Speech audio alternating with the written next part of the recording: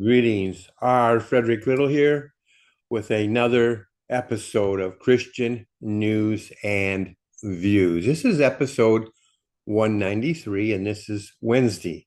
I've titled this Deals, and you'll understand why I use the plural there in a minute. I took some um, information out of an article, and then I'm going to comment on it. Financial markets around the world have rallied after Donald Trump announced a trade deal with Japan to minimize the level of tariffs imposed on Japanese goods imported into the United States. Share prices rose sharply in Tokyo, where the Nikkei index of leading Japanese companies increased by 3.5%. European markets followed, with the FTSE 100 gaining 0.5% to hit a record high. U.S. markets were expected to post further gains when opening later today. They probably already open now, but obviously I'm not looking at it right this minute. Shares in Japanese car makers rallied sharply. Shares in Tokyo, the world's biggest car maker, surged by more than 14%. And there were gains for Honda, Mazda, and Subaru, excuse me. London-based companies with the highest exposures to U.S. tariffs, including GSK, AstraZeneca, and Diageo, were among the biggest risers on the FTSE 100. Russ Mold, what a name, investment director at the stockbroker AJ Bell, said, "News of a trade agreement between the U.S. and Japan is fostering optimism among investors that further deals might be reached before punishing tariffs come into force." Under the deal announced by the U.S. president late on Tuesday, Japanese imports to the U.S. will incur a 15% tariff compared with the 25% level Trump had threatened to impose from August 1st.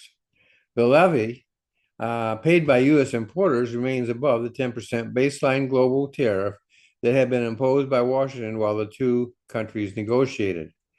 The Japanese car industry, which accounts for 8% of jobs in the country, had been left reeling by the threat of a 25% tariff on shipments to the U.S. market. Vehicles and automotive parts account for more than a quarter of all Japanese exports to the U.S. Trump claimed that the deal would open the Japanese market to U.S. products, including cars, trucks, rice, and certain agricultural products, many of which had proved to be a sticking point in negotiations. The deal with Japan followed an agreement with the United Kingdom in May as the first major country to reach a deal with the White House, which included limiting an increase in U.S. tariffs on most British goods to 10%.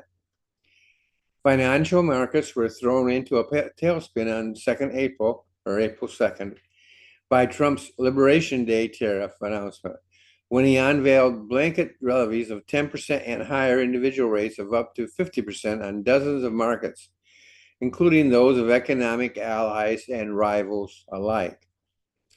Trump paused the higher tariff rates for 90 days to allow for negotiations with trading partners after a dramatic sell-off in the U.S. bond market.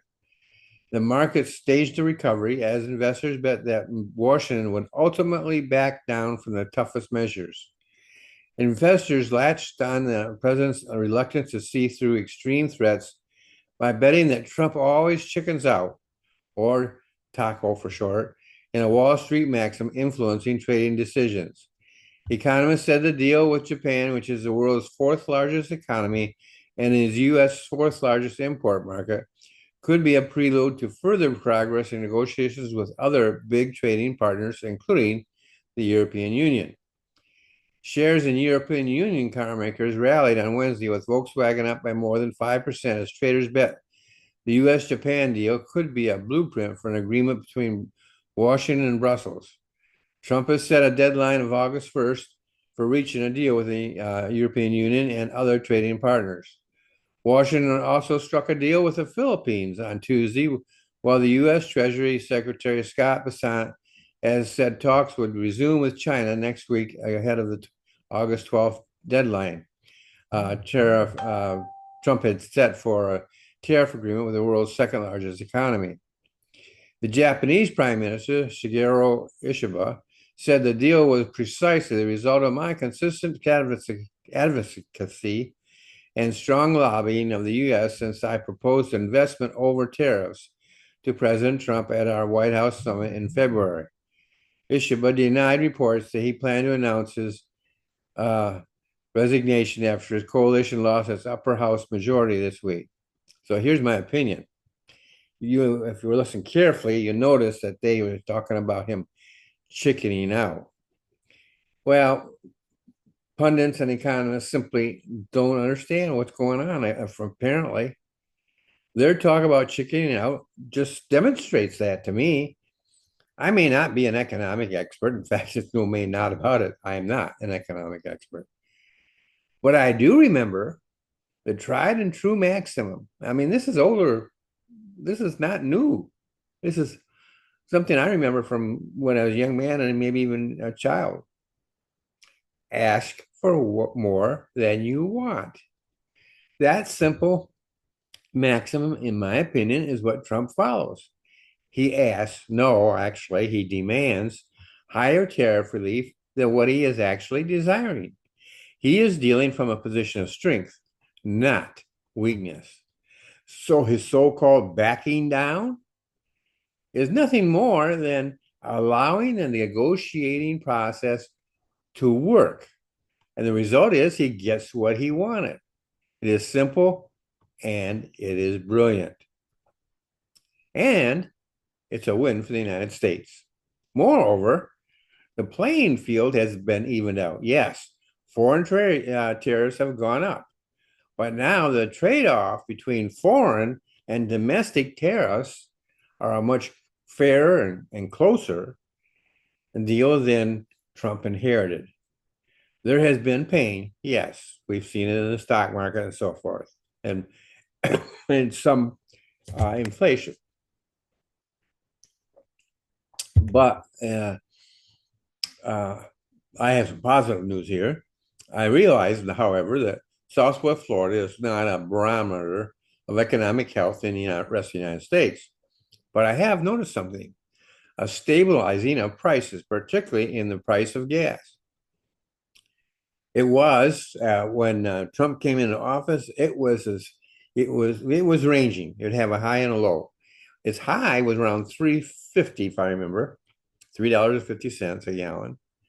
Then it would drop down to maybe $3.20, $3.30, somewhere in there.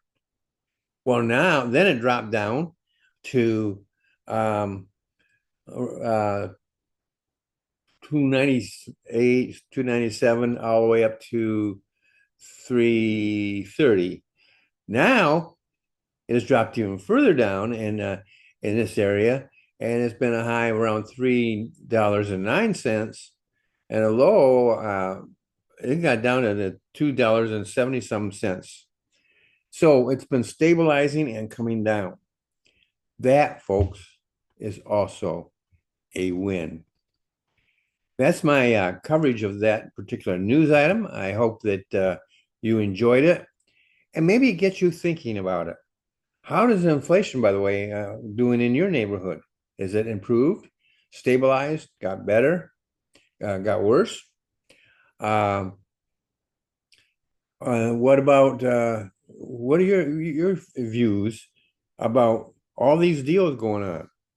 The people who don't like Trump, they always throw in these wrenches. Oh, he's backing down, he's chickening out, and stuff like that. And it's broad enough term that they can still bet on it and win money on it, I guess. But the thing is, they're really not understanding, and in my opinion, they're not really understanding what his strategy is. It's far more complicated than what I'm talking about. But the simple maxim, ask for more than what you expect or want or need. This is old, been around for a long time, and it still works.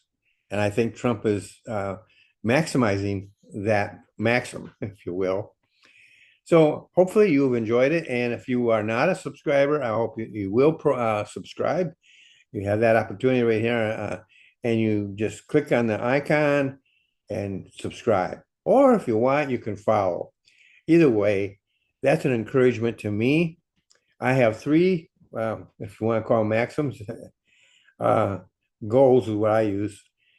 I want to encourage you. I want to inform you. I want to encourage you, and I want to inspire you. Those three things are what I try to do every episode that I put out. And hopefully I'm doing that. You are the judge. Well, that's it for today. I will see you in the next episode.